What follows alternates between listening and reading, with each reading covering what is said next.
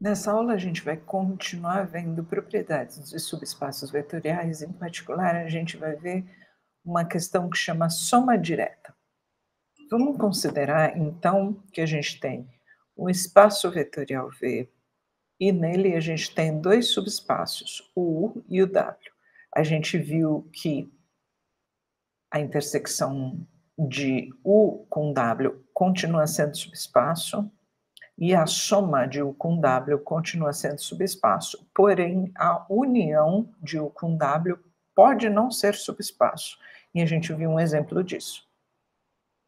Agora a gente vai ver uma proposição importante, que é a seguinte: se eu tenho um espaço vetorial e dois subespaços dele, então a soma U mais W vai ser o menor subespaço do V que contém a união. Isso quer dizer, se você tiver um V' que contém a união, então o V' necessariamente é maior do que a soma. A soma se encaixa entre a união e esse V' aqui. Com isso, então, sempre a soma vai ser maior que a união. Perceba que se você tem um elemento na união, por exemplo, se você tem um Uzinho que está na união de U com W, então ele está no U ou ele está no W. Digamos que o Uzinho esteja no Uzão. Se ele está no Uzão, pelo fato de eu poder escrever o Uzinho como sendo Uzinho mais o zero da soma, o elemento neutro da soma, e esse nulo da soma está no W, e esse Uzinho está no Uzão, então eu estou escrevendo o Uzinho como sendo a soma de um elemento do U grandão com o W grandão. Portanto, esse Uzinho que eu escrevo como soma de um cara de U e um cara de W, ele pertence à soma de U mais W. Então, a gente está pegando um cara que pertence à união e mostrando que ele pertence à soma. Portanto, a união está contida na soma. Então, essa inclusão aqui, ó, ela vale. O que a gente precisa mostrar é que se a gente tiver outro subespaço, digamos, V', que contém a união, então o subespaço soma se coloca entre a união e esse outro, ou seja, ele é o menor subespaço que contém a união. Vamos lá, vamos demonstrar isso. Vamos então supor que a gente tem um subespaço que contém a união. Eu quero mostrar, então, que a soma dos dois subespaços está contido no V'. Lembrando que a gente acabou de mostrar que o U unido com o W está contido na soma, sempre, tá? Então, vamos pensar que a gente tem um elemento da soma. Se a gente quer mostrar que um conjunto está contido em outro conjunto, a gente começa tomando um elemento daqui, e arbitrário, e mostra que ele está aqui. Como a tomada do elemento foi arbitrária, isso vale para todo elemento daqui que está aqui no V', portanto, a inclusão vai valer. Então tá, então nós tomamos um V que está na soma de U com W. Portanto, esse Vzinho se escreve como U mais Wzinho, né, onde o Uzinho está no Uzão e o Wzinho está no Wzão. Beleza. Por outro lado, como esse cara daqui está no U e o U está contido no U união W,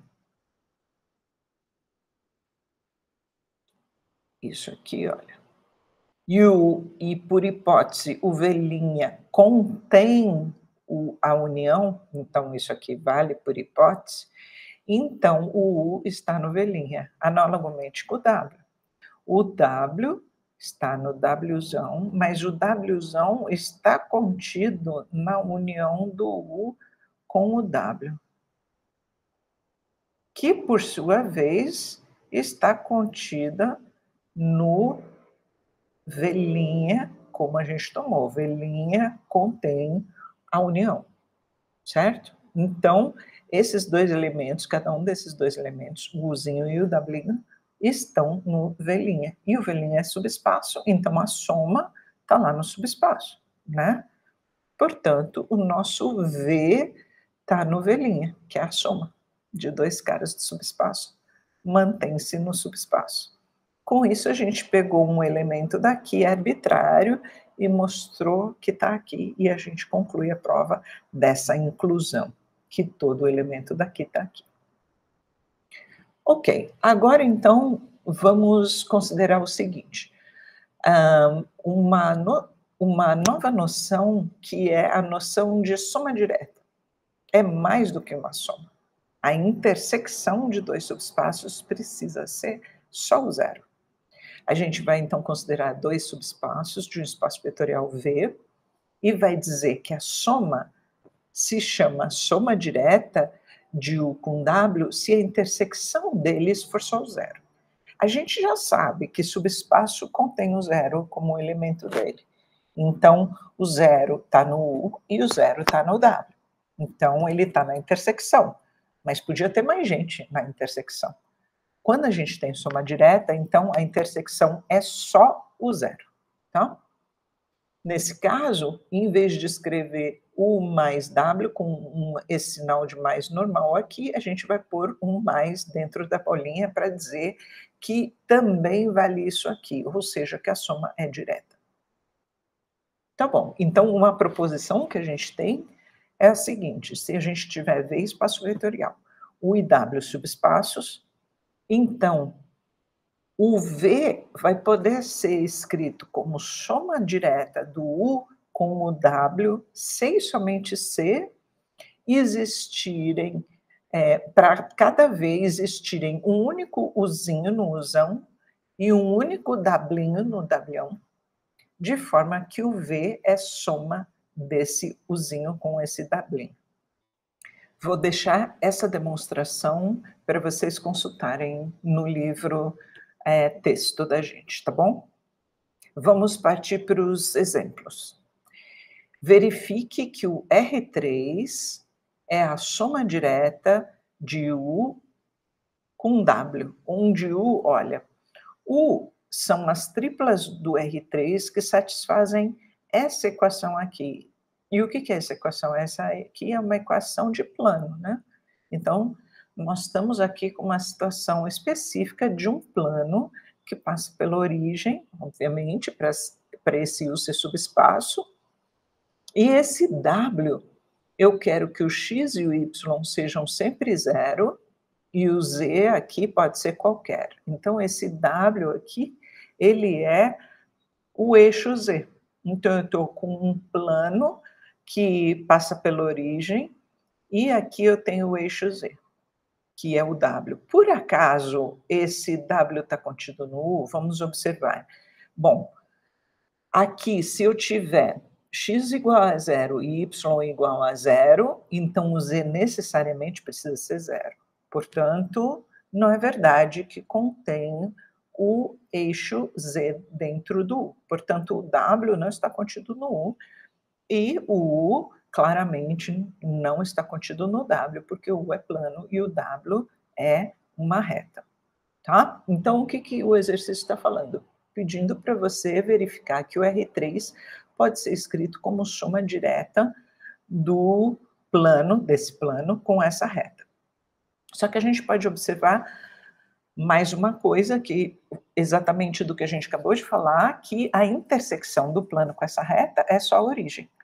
Então, assim, geometricamente, a gente já está sacando que a intersecção desses dois conjuntos, o e W, que a gente precisa ver se eles são subespaço ou não, é só a origem.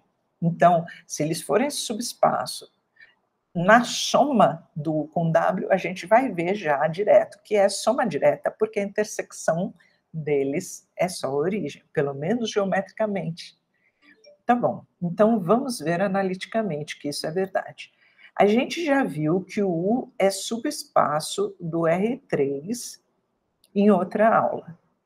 Beleza, agora vamos provar que o W é subespaço também do R3.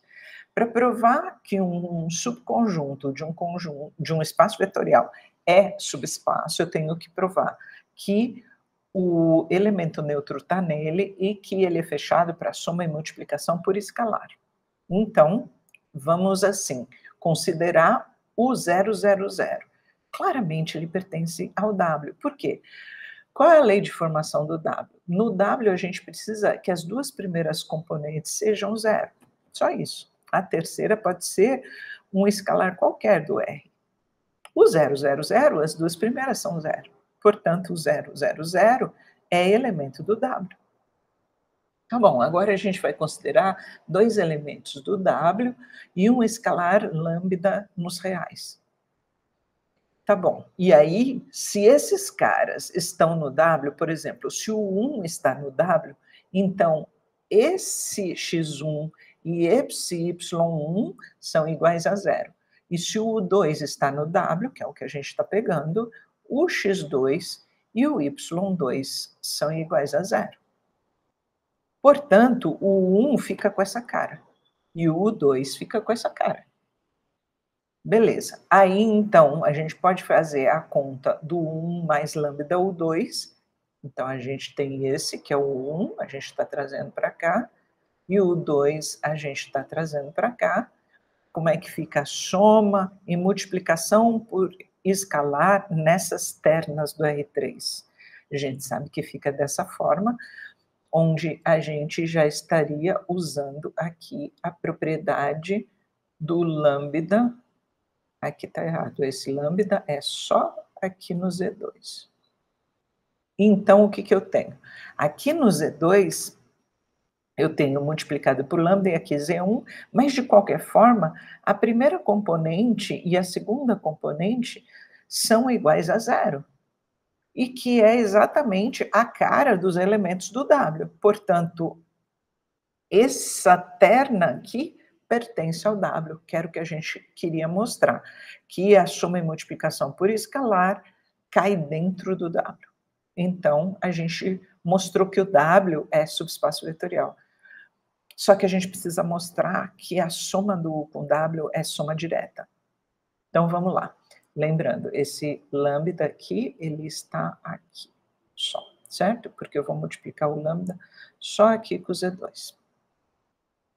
Ok, vamos mostrar então que eu tenho soma direta.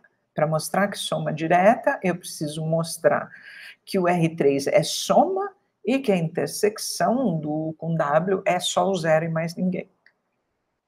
Então, vamos lá.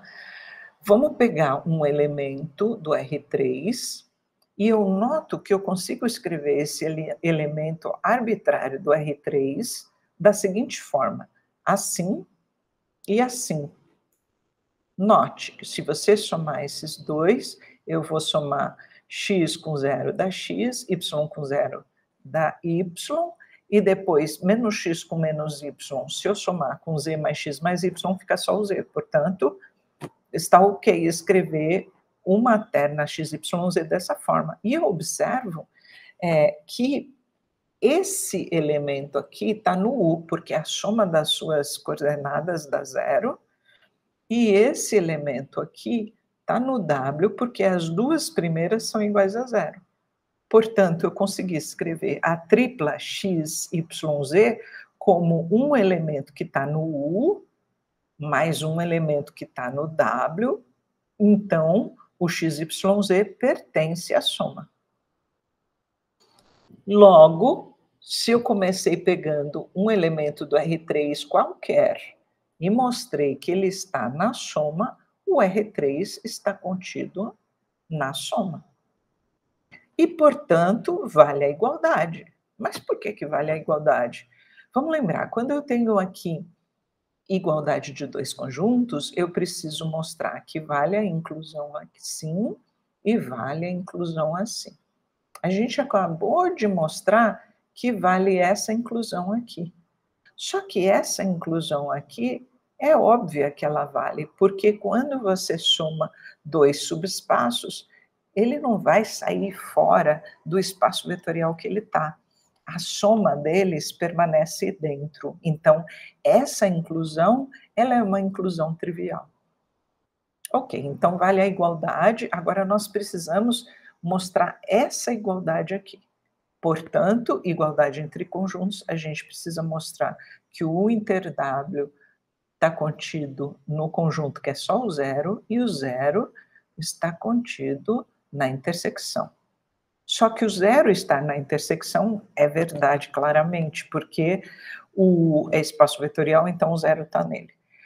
O W também é espaço vetorial, então o zero está nele. Então o zero está num e no outro, portanto está na intersecção. Então essa inclusão aqui a gente não precisa mostrar, que ela também é uma inclusão óbvia. A gente só precisa mostrar essa inclusão.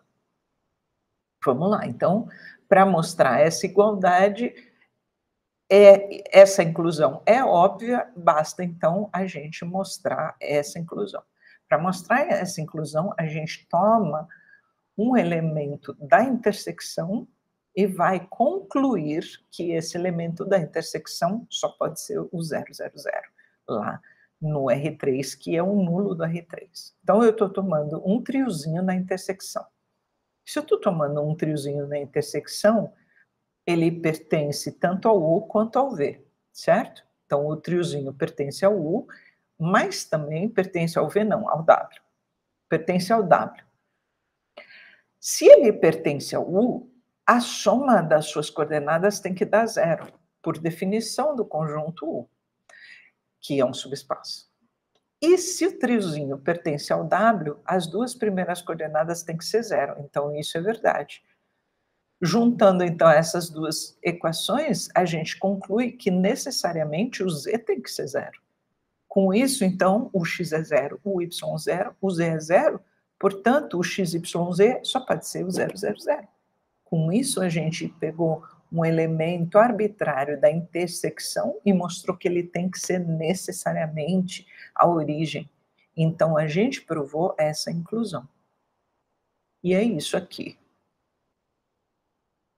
Ok, agora vamos considerar outro exemplo. A gente vai considerar de novo o R3 munido da soma e multiplicação por escalar usuais e considerar esse subespaço. Vamos ver que subespaço é esse. Quando x é zero, y e z são quaisquer, portanto, a gente tem o plano YZ no R3, certo? Então, o W é um plano que passa, assim, pela origem 000.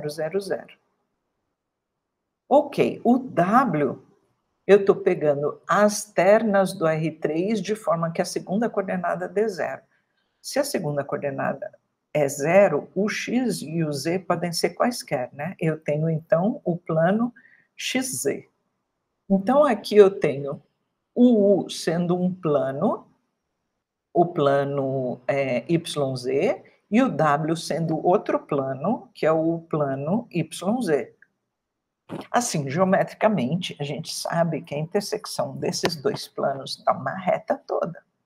Portanto, a intersecção não dá só a origem. Então, a gente já geometricamente deduz que não vai ser soma direta. E é isso.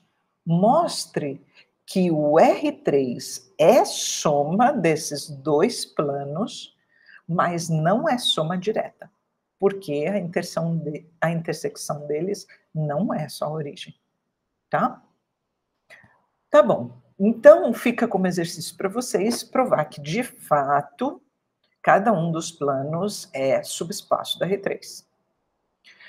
E aí, a gente vai mostrar o seguinte, vamos pegar um elemento qualquer do R3, que a gente quer mostrar que o R3 é soma direta desses dois planos, o U e o W, e a gente consegue escrever uma terna do R3 assim, como 0YZ mais X00.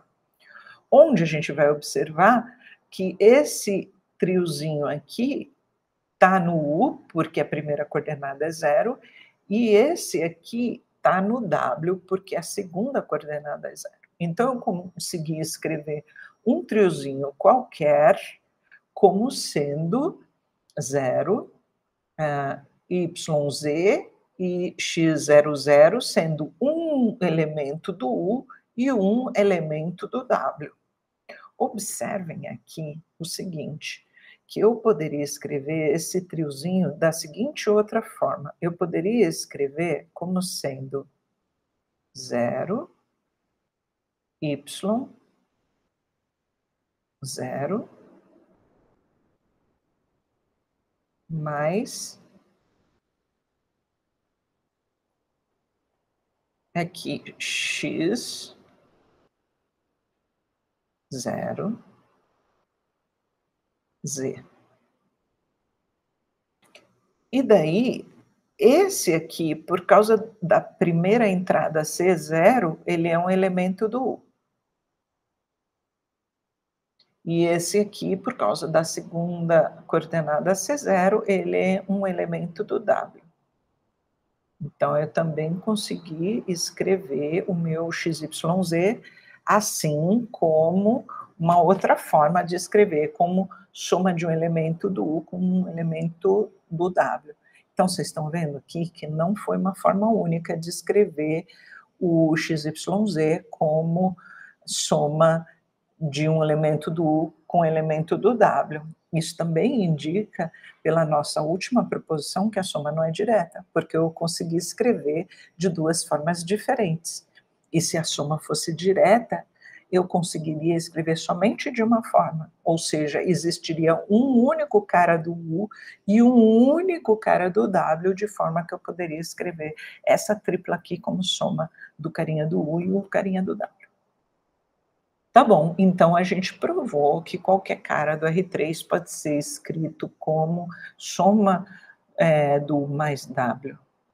Né? Na verdade, então, a gente provou essa inclusão aqui, quando eu começo pegando um cara do R3 e mostrando que ele está no U mais W, mas, como eu já comentei com vocês agora há pouco, essa inclusão é óbvia que acontece. Portanto, vale a igualdade. Ok. Entretanto, a soma não é direta. Um argumento para a soma não ser direta é que essa escrita como soma de um carinha do U com um carinha do W não é única, já mataria tudo pela proposição anterior, ou mostrar que a intersecção não é só o 0. Por exemplo, esse elemento aqui, a gente sabe que está no U, porque a primeira coordenada é 0, e ele também está no... Aqui é um W, gente. Ele também está no W, porque a segunda coordenada é 0. Então, esse elemento aqui está na intersecção, que então não é só a origem. Tem esse elemento aqui. Se fosse 0, 0, menos 5, também estaria lá na intersecção. Então, vocês estão vendo que tem muito mais gente na intersecção do que só o 0, 0, 0. Vocês viram, então, que na intersecção daqueles dois planos era uma reta toda, né? Como a gente tinha comentado geometricamente. E agora, analiticamente, a gente demonstra que a intersecção do U com W não é só a origem, não é só o vetor nulo do espaço vetorial R3. Vamos considerar agora mais um exemplo. A gente vai considerar o espaço vetorial das funções que vão de R em R.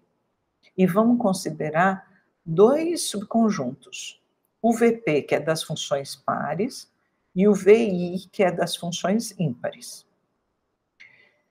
Vamos mostrar primeiro, e na verdade eu vou deixar o item A como exercício para vocês, que o VP e o VI são subespaços desse F de R em R, tá? Então, o que vocês precisam mostrar?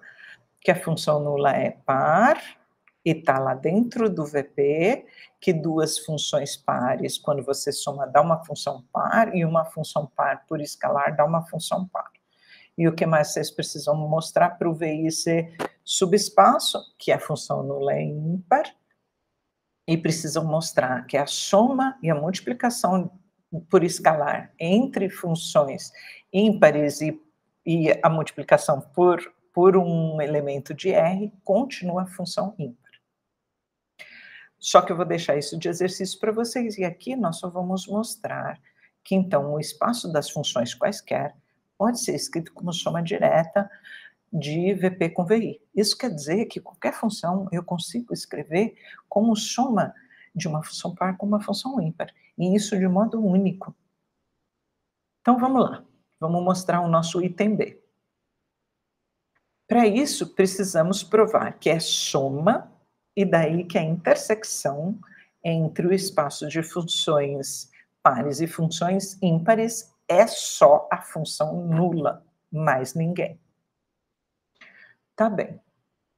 Note que se você pegar uma função qualquer de R em R, ela pode ser escrita da seguinte forma específica: f de x mais f de menos x sobre 2, mais f de x menos f de menos x sobre 2. Onde a gente vai chamar esse primeiro pedacinho aqui de fp de x, e essa segunda parte aqui de fi de x. E é lógico que a gente vai mostrar que fp de x é uma função par e fi de x é uma função ímpar. Então, a gente vai ter mostrado que a gente consegue escrever uma função qualquer como soma de uma função par e uma função ímpar. Tá bom, então vamos fazer isso. Eu vou mostrar que o f de p é uma função par e o f de i aqui é uma função ímpar. Para mostrar que é função par, a gente precisa mostrar que o fp de menos x é fp de x. Tá bom, o fp de menos x, então eu vou olhar aqui para trás, eu vou pôr menos x aqui no meu argumento. Então, aqui vai ficar menos x. Que é o que eu tenho aqui, ó, menos x. Tá? E esse pedacinho aqui vai ficar o meu f de x. E esse pedacinho aqui é essa parte daqui, ó.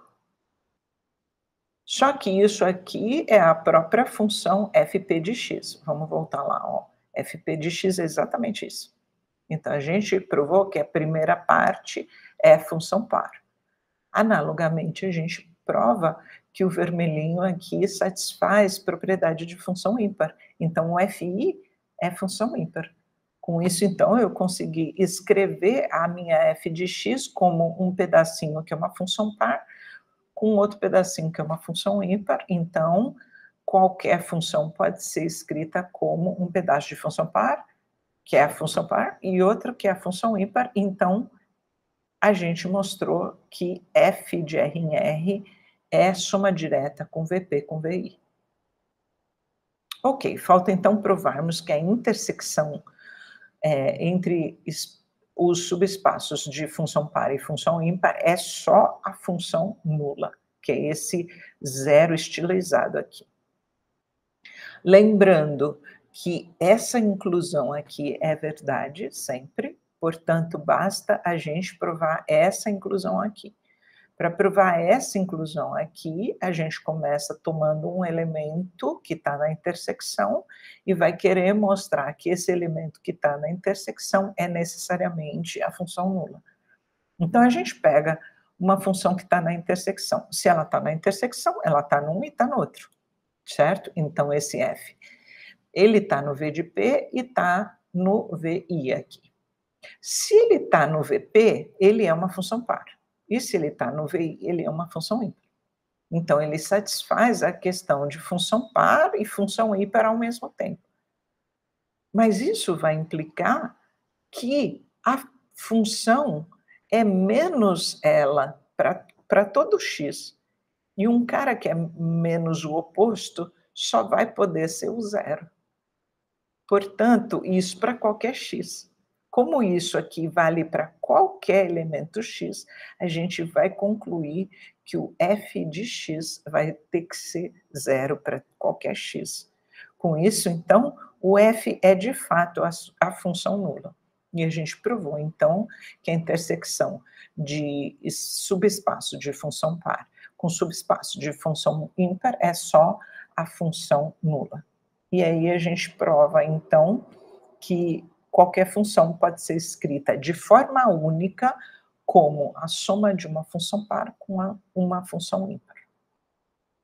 Agora, vamos verificar se o espaço vetorial dos polinômios de grau 3, com coeficientes em R, pode ser escrito como soma de um U com um W, onde o U são aqueles polinômios de grau 3 que valem zero quando calculados no 1 e quando calculados no 0, e o W são os polinômios de grau 3 que têm derivada zero para todo t, quando calculada em todo t real. Ok, então o que a gente precisa fazer? Vamos considerar um polinômio de grau 3 qualquer. Então, como que ele pode ser escrito? Eu consigo encontrar escalares, A1, A2, A3 e A0, de forma que o R de t seja A0, t elevado a zero, que é 1, A1t, A2, T2, A3, T3. Isso vale para qualquer t. Ok. Afirmação: a intersecção dos dois subespaços que eu dei aqui no enunciado é só o polinômio nulo. Então, eu quero provar isso. A gente já sabe que essa inclusão vale. Basta, então, a gente provar essa inclusão aqui. Ok. Lembrando que vocês precisariam provar antes que, de fato, o U e o W são subespaços vetoriais, mas a gente já provou isso nas aulas anteriores. Então tá. Então vamos começar com um elemento que está na intersecção desses dois subespaços e nós vamos provar que esse elemento é o polinômio nulo. Se o R está em U e está em W, ele está em cada um dos dois, certo? Ele está em U e também está em W. Beleza. Se o R está em U, então o que ele precisa satisfazer? Ele, quando calculado no 1 e quando calculado no 0, dão a mesma coisa, e que é o valor 0. Beleza. Então, para esse cara daqui, ó, calculado no 0, esse pedacinho aqui desaparece, e esse, e fica só o A0. Então, A0 vai ser sempre 0. Então, isso aqui não tem, é sempre 0 no nosso R de t. E o que mais que a gente tem? Calculado no 1, quando eu colocar 1 no t aqui, vai ficar 1, 1 elevado ao quadrado, que é 1, 1 elevado ao cubo, que é 1. Então, eu vou ter 0 igual a 1 mais A2, mais A0, mais A1, mais A2, mais A3. Só que o A0 já é 0. Então, isso aqui desaparece. E eu vou ter o seguinte, aqui só A1, A2, A3, e, portanto, eu posso pôr, por exemplo, A1 aqui em evidência e vai ficar A1 igual a menos A2 menos A3. Lembrem-se disso. Então, um polinômio de grau 3 que está na intersecção, ele não tem esse termo independente e o A1, ele é escrito em função do A2 e do A3, que vai ser menos A2 menos A3. Por outro lado, o R pertence ao W. Então, a derivada se anula em qualquer t dos reais. Então, qual vai ser a derivada do R? Vai ser o A1, 2 A2t, mais 3 AT, T2, e isso eu quero que dê zero para qualquer t. Se eu quero que dê zero para qualquer t, vale para um t especial que eu escolher. Eu vou escolher, por exemplo, t igual a zero. Então, se eu colocar zero nesse t e zero nesse t, eu vou obter que o A1 é zero. Então, o que eu tenho?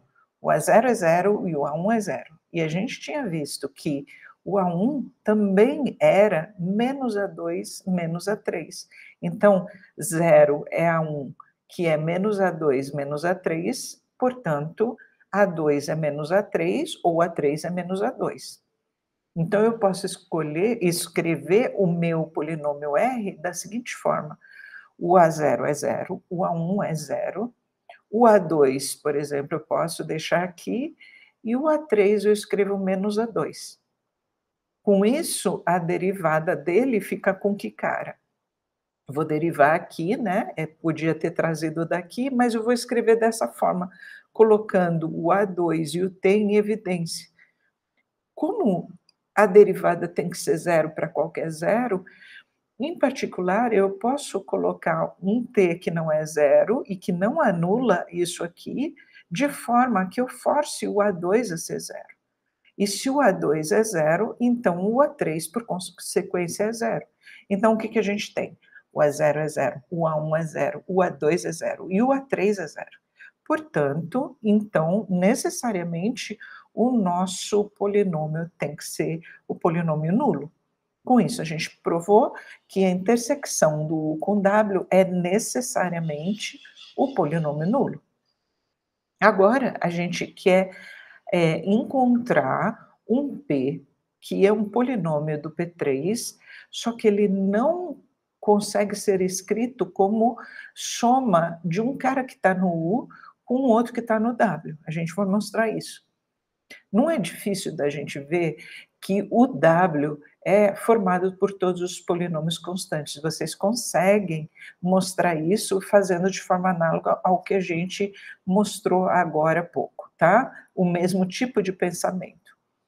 E aí, como a gente viu, acabou de ver, se um polinômio de grau 3 está no U, ele é de um jeito específico. Ele pode ser escrito com o A0 sendo zero, o A1 sendo menos A2 menos A3, depois eu mantenho aqui o A2 e o A3. Ok, então se eu pegar um P específico do P3, onde esse P tem termo independente B0, o B1 que multiplica o T elevado a 1 aqui, eu vou escolher como sendo diferente de menos A2 menos A3, para exatamente ele não ser desse tipo assim, ele não ser um cara que está no U, de jeito nenhum. E aí eu vou manter o A2 e o A3 aqui. Esse meu P que eu escolhi, mesmo que eu tome esse B0 como sendo um polinômio que está no W, mas eu não consigo escrever essa outra parte como sendo um polinômio que está no U, exatamente porque eu estou tomando o B1 necessariamente diferente do menos A2 menos A3. Então, não é possível escrevermos esse P como um R do U com um Q do W. Portanto, o P3 não pode ser escrito como soma do U com W, e com isso a gente termina mais uma aula. Tchau, pessoal.